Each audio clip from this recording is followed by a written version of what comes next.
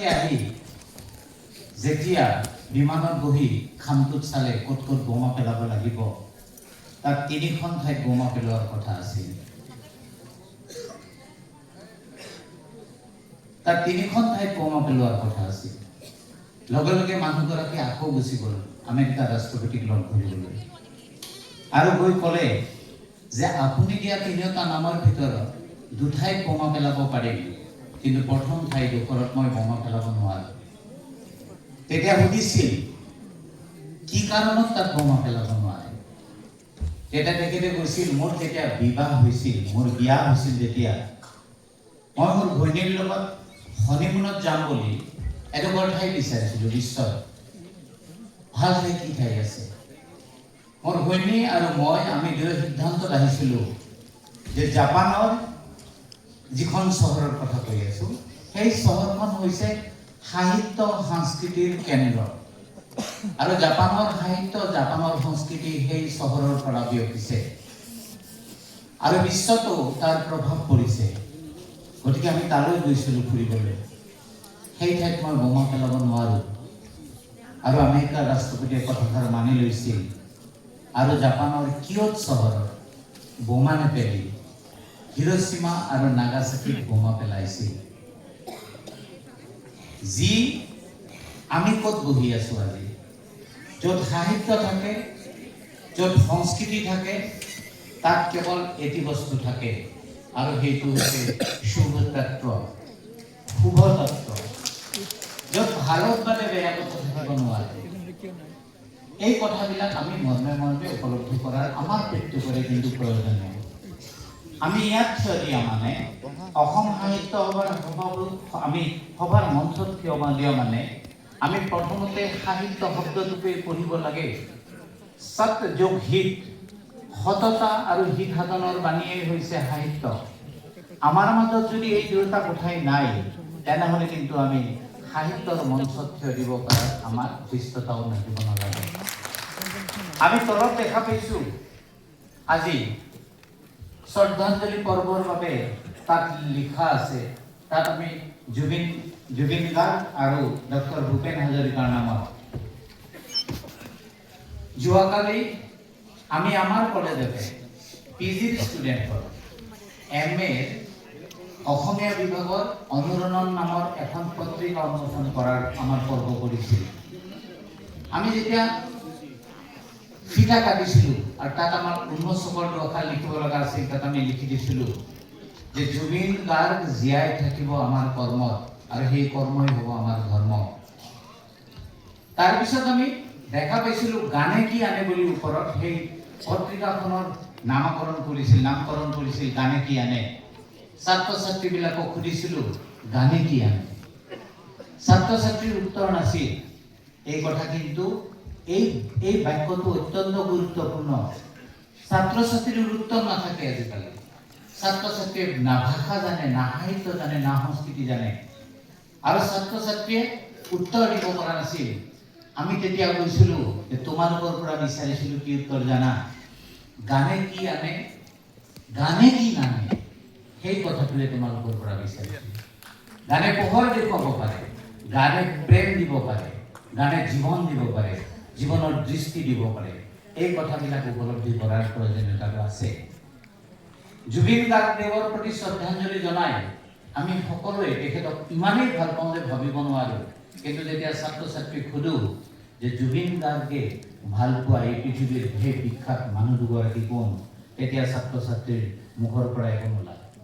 তেখেতসকলে Charles Spencer Chaplin নামৰ সেই মানুহগৰাকীক চিনিকে নাপায়, তেখেতৰ বিষয়ে একো কথা নাই। তেওঁলোকে বিষ্ণুপ্ৰসাদ ৰাভাৰ বিষয়ে নাজানে।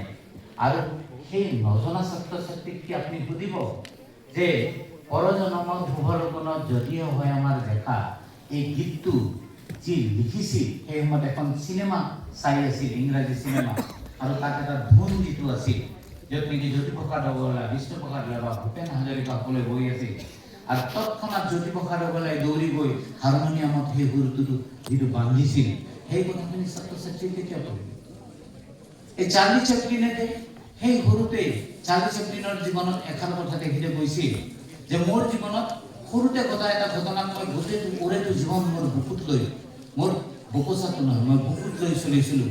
কাৰণ চাৰ্লি চেপলিন যেতিয়া সৰু ল'ৰা এটি আছিল, তেতিয়া এদিনাখন দেখা পাইছিল তেওঁৰ গলিটোৰে ছাগলী এটা দৌৰি গৈছিল। ছাগলটো দৌৰি যোৱাৰ পিছে পিছে তিনিজন মানুহ গৈছিল, আৰু মানুহকেইজনে খেদি যাওঁতে ছাগলটো জোৰেৰে দৌৰি গৈছিল, আৰু সেইটোত সকলোৱে আনন্দ লভিছিল। চাৰ্লি চেপলিনে বৰ ফূৰ্তি পাইছিল, কিমান ভাল লগা কথা। কিন্তু অলপ পিছত যেতিয়া সেই তিনিজন মানুহে যেতিয়া ছাগলীটোক গলত ধৰি কাণত ধৰি টানি আনিছিল, আৰু যেতিয়া ছাগলীটো চিঞৰি আছিল, তেতিয়া মাকক সুধিছিল চাৰ্লি চেপলিনে যে মা কিয় এই ছাগলীটো কিয় কান্দিছে? আৰু যেতিয়া মাকে কৈছিল এই তিনিজন কচাই ছাগলীটোক অলপ পিছত কাটিব, বাছ সেইটোকেই গোটেইটো জীৱনলৈ চাৰ্লি চেপলিনে জীৱন পাৰ কৰিলে। এই কথাবোৰ আমাৰ ছাত্ৰ ছাত্ৰীসকলে কেতিয়া শিকিব? আমাৰ অসমীয়া সমাজখনে কেতিয়া শিকিব? নে কেৱল আমি জুবিন গাৰ্গক লৈ আমি ভাল পাওঁ, জুবিন গাৰ্গক পঢ়িছোঁ ভিতৰৰ পৰা। মায়াবিনী গীতটো যেতিয়াই আমি গাওঁ, তাত ধুমুহাৰ আগতে মোৰ এই বাক্যটো যি আছে, সেই বাক্যটোতেইতো জুবিন গাৰ্গৰ জীৱনটো সোমাই আছে। প্ৰতিকূলতাৰ বিৰুদ্ধে কি ধৰণে যুঁজিবলৈ জুবিন গাৰ্গে আগবাঢ়ি গৈছিল আৰু যুঁজিছিল, সেই কথাবিলাকতো তাত সোমাই আছে। সেই বাক্যটো আমি কোনোবাই ভালকৈ পঢ়িছোঁ, পঢ়াৰ উপলব্ধি আছে। ক্লাছত গৈ ষ্টুডেণ্টক সুধিছোঁ যে তোমালোকৰ কিহৰ ক্লাছ? কৈছে অসমীয়াৰ ক্লাছ। শিকামনে? শিকাও। VILLAG ভিলেজ বুলি লিখি ডেছ লিখিলোঁ, গড় আকাৰ দিলোঁ, ও দিলোঁ, গড় আকাৰ দিলোঁ, ওপৰত চন্দ্ৰবিন্দু দিলোঁ। দ্বিতীয়বাৰ লিখিলোঁ গ আকাৰ ওৰ ওপৰত চন্দ্ৰবিন্দু দিলোঁ। তৃতীয়বাৰ দিলোঁ গড় ওপৰত চন্দ্ৰবিন্দু আকাৰ আৰু ও। ছাত্ৰ ছাত্ৰীক সুধিলোঁ, সকলোৱে ফাৰ্ষ্ট ডিভিজন পোৱা ছাত্ৰ ছাত্ৰী সুধিছিলোঁ গাঁৱৰ কোনটো শুদ্ধ? এই তিনিটা গাঁও, আকাৰৰ ওপৰত চন্দ্ৰবিন্দু শুদ্ধ নে ওৰ ওপৰত শুদ্ধ নে গড়ৰ ওপৰত শুদ্ধ? ছাত্ৰ ছাত্ৰীয়ে কৈছিল, মেক্সিমামে কৈছিল যে ওৰ ওপৰত শুদ্ধ। তেওঁলোকক কেনেকৈ বুজাওঁ যে মই এটি গীত গাওঁ, সেই ওৰ ওপৰত চন্দ্ৰবিন্দু দিলে যে মই এটি গীত গাওঁ হওঁ, আৰু গড়ৰ ওপৰত দিলেহে যে শুৱনি আমাৰ গাঁওখন অতি শুৱনি হয়, সেই কথাটো কোনে বুজাব? হওক বুলি স্পেলিংটো হওক শুদ্ধৰ ওপৰত লিখিবলৈ দিয়ক না, ওৰ ওপৰত চন্দ্ৰবিন্দু দি দিব। ভৱেন্দ্ৰনাথ শইকীয়াৰ তোমালোকৰ ভাল হওক, সেই কিতাপ কিন্তু আমাৰ ছাত্ৰ ছাত্ৰীয়ে আৰু নপঢ়িলে। এই নপঢ়া জাতিয়ে, কিতাপ নপঢ়া জাতিয়ে গামোচাৰে বাচি থাকিব নোৱাৰা কথাষাৰ, অত্যন্ত গুৰুত্বপূৰ্ণ কথা এষাৰ জুবিন গাৰ্গ ডাঙৰে আমাক কৈ গুচি গৈছে। আমাৰ ছাত্ৰ ছাত্ৰীয়ে নাজানে অসমীয়া ক'ৰ পৰা আহিছে। মই নিজে হিন্দী সাহিত্যৰ ছাত্ৰ। দেখিব বৃন্দাবনত আছিল আপোনাৰ ব্ৰজ ভাষা, অযোধ্যা আছিল অৱধি, ইফালে আপোনাৰ বিহাৰত আছে মেথিলি, বিভিন্ন ভাষাৰ প্ৰচলন আছিল, ডাঙৰ ভাষাৰ গ্ৰুপত। কিন্তু হিন্দী ভাষাটোক স্বীকৃত কৰি ল'লে দিল্লীৰ কাষৰ মেৰঠ আৰু চাহাৰণপুৰ নামৰ ঠাইত এটা এটি সাধাৰণ বলি, যিটো খৰি বলি বুলি কয়, এই চাহাৰণপুৰ আৰু মেৰঠৰ কাষৰ সেই ভাষাটোকে গোটেই ভাৰতৰ ৰাজভাষা ৰূপেও স্বীকৃতি দিলে। ৰাষ্ট্ৰভাষাটো হয়ে, ৰাজভাষা ৰূপেও স্বীকৃতি দিলে। সেই কথাষাৰ যেতিয়া আমাৰ অসমীয়া ছাত্ৰ ছাত্ৰীক সুধিব, তেতিয়া অসমীয়া ছাত্ৰ ছাত্ৰীয়ে এই কথাবিলাকো ক'ব নোৱাৰে। আমাৰ অসমখন ইমান ভাল লগা, আমাৰ নতুন প্ৰজন্মক আমি শিকাব লাগে। ইয়াত আমি কোনেও দহেজ নলওঁ। আপুনি সিপিনে যাওক না, বিহাৰ UP এইবিলাকত যাওক, দহেজৰ প্ৰথা আছে। আমি ইয়াত এদিনতে বিয়া কৰাই, এদিনতে কইনাক ইয়ালৈ লৈ আহিছোঁ। আমি একেলগে ভাত খোৱাৰ ব্যৱস্থা কৰিছোঁ মাঘ মাহত বা বিভিন্ন মাহত। আমি পাণ তামোল খাবলৈ শিকিছোঁ। এইবোৰ কি কাৰণত হৈছে? ইয়াৰ বিভিন্ন জনগোষ্ঠীবিলাকৰ মাজত যিটো সম্পৰ্ক, সেই সম্পৰ্কৰ মাজত জ্ঞান ভাৱেৰে এই গোটেই কথাবিলাক হৈছে। ভূপেন হাজৰিকাদেৱে কৈছিলে যে কিছু ল'ব লাগে, কিছু দিব লাগে, জিন যাবলৈ হ'লে। এই যে আমি বিভিন্ন জনগোষ্ঠীবিলাকক আমি অন্তৰৰ পৰা ভাল পাওঁ নে নাপাওঁ? অন্তৰৰ পৰা ভাল পাওঁ নে নাপাওঁ? তেখেতসকলৰ ভাৱনাবিলাকক উপলব্ধি কৰিব পাৰিছে নে পৰা নাই? আৰু যদি পৰা নাই, তেনেহ'লে কিন্তু কোনো কাৰণতে সেই নেফা গৈ, অৰুণাচল গৈ এতিয়া আমাৰ নিজৰ হৈ নাথাকে। গতিকে এই কথাবিলাকো কিন্তু উপলব্ধি কৰিব লাগে, মিলিব লাগে, মিলাব লাগে। ৰবীন্দ্ৰনাথে কোৱা এই ভূপেন হাজৰিকাদেৱে এনেই গাই থৈ যোৱা আছে। 2023 চনৰ 11 তাৰিখে 11 বজাৰ 50 মিনিটত 11 বজাৰ 50 মিনিটত গতিকে বহুত কথা এনে ধৰণৰ ওলায় আৰু যিবিলাক কথাৰ মানে আমি ব্যাখ্যা কৰাৰ বা আমি আলোচনা কৰাৰ প্ৰয়োজনীয়তা আছে। কাৰ্বি আংলঙত এগৰাকী মহিলাক লগ পাইছিলোঁ বন্ধুৰ ঘৰলৈ যাওঁতে। কাৰ্বি মহিলা, তেখেতে প্ৰত্যেক দিনে ৰাতি শুবৰ পৰত সদায় দেখা পাওঁ দুটা বাটিত তেখেতে পানী লৈ বাহিৰত থবলৈ যায়। তৃতীয় দিনা আমি সুধিছিলোঁ, মা আপুনি এই পানীৰ বাটি দুটা বাহিৰত কিয় থৈ আহে, কি কাৰণত কওকচোন। আৰু তেখেতে একেবাৰে আচৰিত ধৰণৰ উত্তৰ এটি দিছিল। তেখেতে কৈছিল, এই ৰাতি বনৰীয়া জীৱ জন্তুবিলাক আহে, মেকুৰী আহিব পাৰে, শিয়াল আহিব পাৰে, কুকুৰ আহিব পাৰে, আৰু সেইবিলাকে খাবলৈতো পানী নাপাব পাৰে, সেইকাৰণে বাহিৰত পানী দি থৈ আহিব পাৰে। আৰু মই সিদিনা মানুহগৰাকীৰ চৰণ চুইছিলোঁ আৰু সঁচাকৈ মোৰ দেৱীৰ দৰ্শন সিদিনা হৈ গৈছিল। দেৱীৰ দৰ্শন হ'বলৈ কৰবাৰ বহুত দূৰত যাব লগা নাই। মানুহৰ মানসিকতাত মানুহ ধুনীয়া হৈ উঠে, আৰু আমিও সেই মানসিকতাৰে যাতে ধুনীয়া মানুহ হ'ব পাৰোঁ তাৰ বাবে কিন্তু অহৰহ প্ৰচেষ্টা কৰিব লাগে। আপোনালোকে জানে প্ৰয়াত প্ৰধানমন্ত্ৰী অটল বিহাৰী বাজপেয়ী ডাঙৰীয়াই সাহিত্যিক গুৰু হিচাপে স্বীকৃত আছিল ধৰ্মবীৰ ভাৰতী। তেখেতে ধৰ্ময়ুগ কাকতৰ সম্পাদক আছিল, আৰু বিশেষ এক সূত্ৰে আমাৰ লগত এটি ৰিলেশ্যন আছিল তেখেতৰ। তেখেতে অন্যায়ুগ নামৰ বৰ ধুনীয়া গ্ৰন্থ এখন লিখিছিল, আৰু সেই গ্ৰন্থখন মহাভাৰতৰ আধাৰত লিখিছিল। আৰু সেই গ্ৰন্থৰ সেই কথাখিনিকেই আচলতে আমি জীৱনবোধ বুলি ল'ব লাগে। যেতিয়া ব্যাসে প্ৰভু কৃষ্ণই যেতিয়া যদুবংশ ধ্বংস হৈছে, যদুবংশ ধ্বংস হোৱাৰ পিছত প্ৰভু কৃষ্ণই যেতিয়া গৈ জংঘলৰ মাজত উদাস মনেৰে বহি আছে, তেওঁৰ ভৰি দুখন লৰি আছে, ঠিক তেতিয়াই ব্যাসে হৰিণা বুলি ভাবি কাৰ্পাত মাৰিছিল। আৰু ওচৰলৈ গৈ যেতিয়া দেখিছিল যে প্ৰভু কৃষ্ণৰ ভৰিত লাগিছে, প্ৰভু কৃষ্ণৰ মৃত্যু হ'ব, তেতিয়া সুধিছিল, প্ৰভু मैंने क्या किया, আপোনাক দেখোন মই মাৰি পেলালো প্ৰভু।